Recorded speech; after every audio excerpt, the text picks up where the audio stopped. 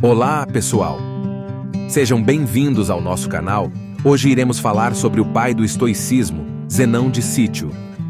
Na antiga cidade de Chipre, por volta de 300 a.C., residia um próspero comerciante chamado Zenão.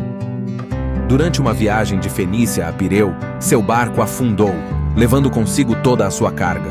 Por causa desse único evento, um acontecimento inteiramente fora do controle de Zenão ou de qualquer pessoa, esse homem muito rico de repente ficou pobre instantaneamente. Coloque-se no lugar de Zenão. Como você reagiria ao ver todo o seu trabalho ser arruinado pela força da natureza? Qual seria a reação adequada? Você ficaria com raiva? Triste?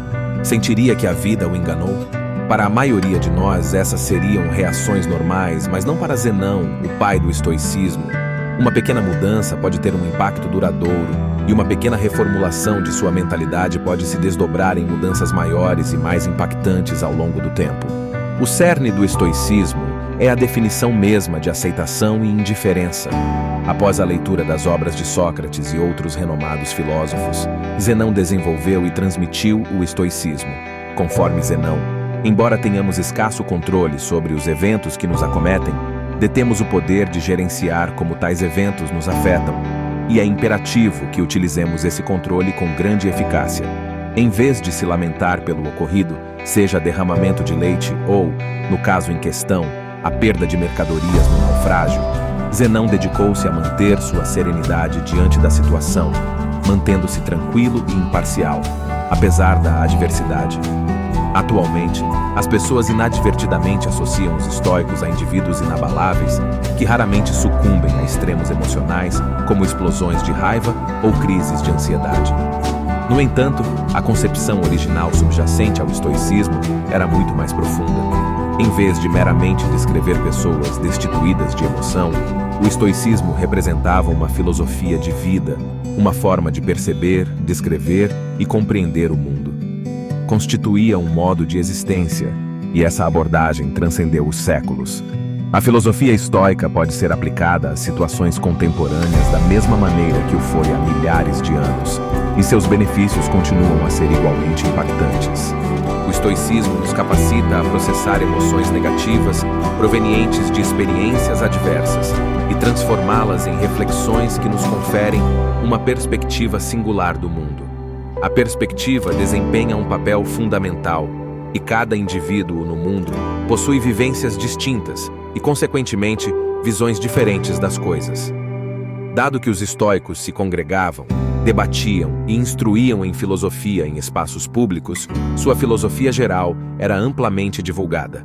Acreditavam que os princípios estoicos poderiam ser extremamente benéficos para qualquer indivíduo, e, portanto, não fazia sentido ocultar tal conhecimento por trás das quatro paredes de uma instituição de ensino ou dos pátios de um palácio. Como resultado, desde o mais humilde escravo até o mais poderoso imperador, qualquer um tinha a oportunidade de aprender e abraçar o estoicismo, e muitos o fizeram.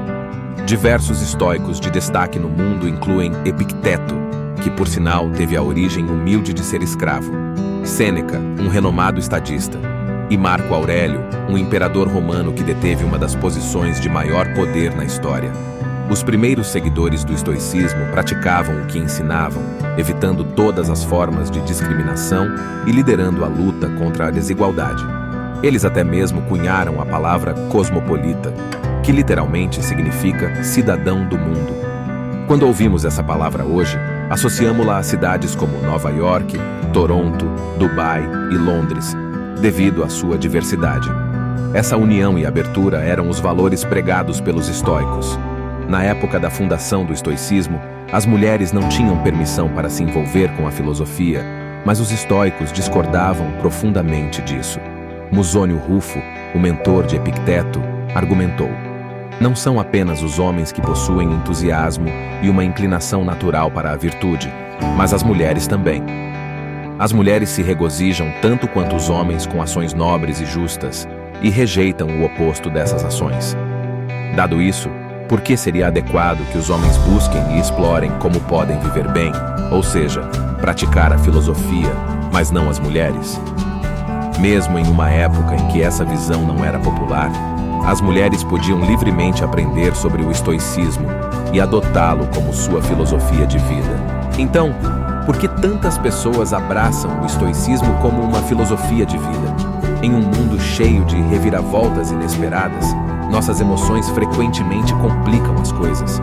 Não ficamos tristes porque coisas ruins acontecem conosco, mas sim porque coisas ruins inesperadas acontecem conosco. A chuva, por exemplo, é uma bênção, pois nutre nossas plantas, fornece água ao gado e mantém a temperatura agradável. No entanto, quando uma chuva inesperada nos pega desprevenidos do lado de fora, sem um guarda-chuva, raramente é uma experiência agradável. Então, por que não começamos a chorar assim que começa a chover? Porque, embora a situação seja adversa, aprendemos a esperar a chuva. Ela é algo inevitável, algo que não podemos controlar. Embora seja desagradável, sabemos que a chuva passará e a luz voltará. O estoicismo nos ensina que, da mesma forma, devemos esperar que tudo de ruim que pode acontecer, acontecerá. Imagine o pior cenário possível e esteja preparado para aceitá-lo. Um dos exercícios estoicos conhecidos é o desconforto voluntário, destinado a cultivar sentimentos de gratidão. Consiste em dormir no chão da sua cozinha, tomar banhos frios quando está acostumado com os quentes, ou até mesmo limitar sua dieta a apenas batatas por alguns dias. Essa prática ajuda você a compreender que, não importa o quão desafiadora seja a situação, você sobreviverá e possivelmente prosperará se sua mentalidade estiver alinhada. Ao enfrentar essas condições desconfortáveis, você prepara indiretamente sua mente para adversidades futuras. No mundo atual, somos constantemente bombardeados por anúncios que nos fazem acreditar que a chave para a felicidade reside na próxima grande aquisição, na aparência ou em uma determinada quantia de dinheiro. Essa mensagem é mais relevante do que nunca. Entramos neste mundo sem um manual de instruções. À medida que crescemos, somos moldados por influências externas, sejam elas familiares, educacionais ou a observação direta do mundo que nos cerca. A questão é, precisamos internalizar todas essas expectativas? Fazê-lo pode resultar em expectativas irreais para nossas vidas, que por sua vez, nos deixam desapontados e insatisfeitos. Isso não é uma maneira de viver. Em vez disso, devemos buscar melhorar a nós mesmos. Associar esperanças externas ou condições secundárias a nossas ações geralmente leva a desilusões. Muitas vezes buscamos preencher o vazio em nossas vidas com bens materiais, gastar todo o nosso dinheiro em carros de luxo, casas ou até mesmo iniciar uma família. Às vezes, fazemos tudo isso pelo valor externo que essas coisas conferem, em vez de pelo valor interno que possuem. No entanto, o estoicismo nos ensina que abordar a vida dessa maneira significa colocar nossa felicidade nas mãos de forças externas, forças que podem, eventualmente, falhar. Carros podem quebrar, desastres naturais podem destruir cidades inteiras e as taxas de divórcio aumentam a cada ano. No entanto, até mesmo as coisas na vida que não têm custo financeiro têm um custo, o custo do espaço, tanto físico quanto mental. Como Sêneca escreveu uma vez, aprender a viver com menos criará espaço em sua vida para as coisas que realmente importam para você. Em vez disso, devemos depositar nossa felicidade em nosso valor intrínseco como seres humanos, e não nas coisas que possuímos ou podemos adquirir fisicamente. Devemos esforçar-nos para manter nossa calma, independentemente das circunstâncias que a vida nos apresenta. Porque no final do dia, não temos controle sobre a maioria das coisas que nos acontecem, mas temos controle total sobre como escolhemos reagir a essas situações. Essa é a essência do princípio da dicotomia do controle, o qual é central na filosofia estoica. Como Epicteto sabiamente disse, a tarefa principal na vida é simplesmente esta: identificar e separar as questões que estão fora de nosso controle, das que dizem respeito às escolhas que realmente controlamos. Os estoicos ensinam que devemos aprender a distinguir o que podemos controlar do que está além de nosso controle. Devemos fundamentar nosso valor, não em elementos que não podemos controlar, mas naquilo que está sob nossa influência. Lutar por objetivos é uma qualidade virtuosa, mas desmoronar quando esses objetivos não se concretizam é considerado inútil, aos olhos de um estoico. Comparativamente, criar vídeos no YouTube é muito mais acessível do que governar como um imperador romano, mas ainda pode ser desafiador em muitos aspectos. Você deve conceber sua ideia, o que requer tempo, pesquisar, refinar ou descartar a ideia inicial, criar um roteiro, produzir o vídeo, editá-lo, criar uma miniatura, escolher um título e fazer tudo isso antes de clicar no botão enviar. Até o momento em que você clica em enviar, todo esse processo está sob seu controle. No entanto, uma vez que você clica, o algoritmo do YouTube assume o controle. Ainda assim, muitas pessoas avaliam o sucesso de seus canais do YouTube ou contas do Instagram com base em métricas como visualizações, inscritos ou seguidores, muitas das quais estão fora de seu controle. Os estoicos ensinam que o verdadeiro indicador de sucesso deve ser a quantidade de esforço que você investe em seu trabalho, e não os resultados de expectativas externas. Tenha fé no processo. Viver com menos significa desfazer-se das amarras sociais que, em grande parte, você mesmo impôs. Imagine uma pessoa que trabalhou arduamente em seu emprego nos últimos 6 meses. Ela acredita que merece uma promoção, então se apresenta ao chefe com seu relatório de desempenho. O chefe, agradecendo pelo trabalho, não concede a promoção, e ela volta para casa se sentindo insegura sobre sua competência no trabalho. Ela não leva em consideração que o chefe pode ter acordado de mau humor naquele dia, que alguém mais qualificado pode ter se apresentado antes dela, ou que a empresa pode estar passando por dificuldades financeiras e não possa arcar com o aumento. Ela não conhece a razão, mas ainda fica chateada. Se ela baseasse seu valor simplesmente na qualidade do relatório de desempenho que entregou e continuasse a trabalhar com dedicação para alcançar a promoção desejada, poderia ter vivenciado uma experiência muito mais feliz no geral. Com a perspectiva correta, seu objetivo não teria sido destruído, apenas adiado. É essa mudança de mentalidade que é crucial. Um verdadeiro estoico não avalia o sucesso com base na recompensa financeira de seus esforços, mas encontra consolo no fato de que pode viver uma vida satisfatória sem depender das coisas que o dinheiro pode comprar. O estoicismo incorpora 4 virtudes principais: sabedoria, coragem, temperança e justiça. A sabedoria reside em nossa capacidade de discernir entre o que está dentro e o que está fora de nosso controle, bem como na habilidade de escolher como reagir diante dos acontecimentos. Como Viktor Frankl afirmou, entre o estímulo e a resposta há um espaço. Nesse espaço está nosso poder de escolher nossa resposta.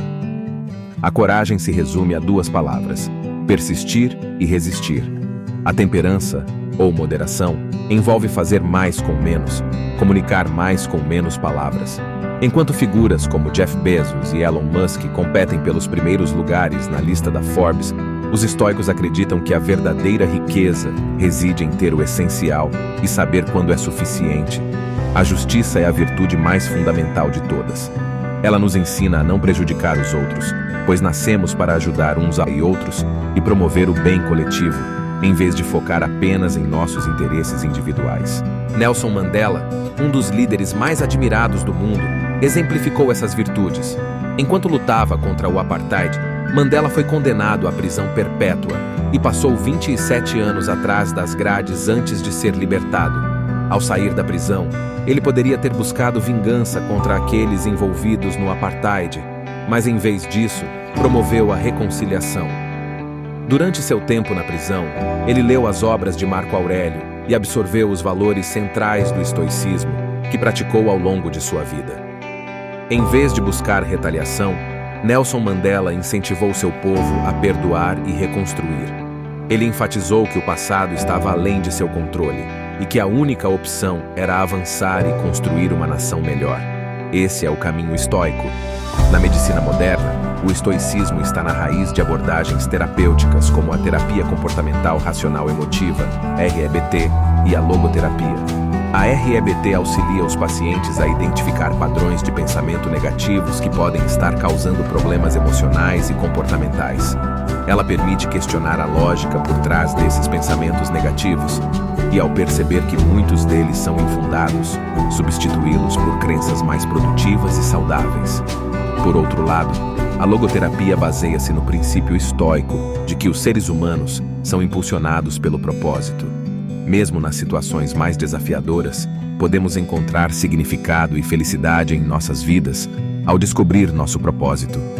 Como muitos de nós sabemos, no entanto, isso é mais fácil dizer do que fazer.